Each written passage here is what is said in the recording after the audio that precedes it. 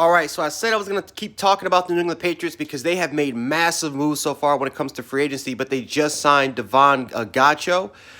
This kid came from LSU. I remember watching him back in the day, but he's been a little bit of an impact player for the Miami Dolphins.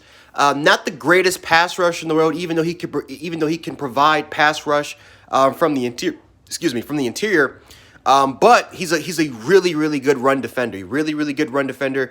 Brings a certain physicality on your football team in the interior. I expect Bill Belichick I expect Bill Belichick to bring the best out of Davon Godchaux. Again, I think he provides a little bit of depth. Not the most impactful play in the world. I wouldn't be surprised at all that he's probably more of a rotational piece in there as far as run stopping situations. But overall wise, again, he's very talented, has really good upside. He's not a guy that's going to give you huge numbers as far as sacks, and even tackles for loss in the interior. However, he does bring a certain element of aggression, physicality.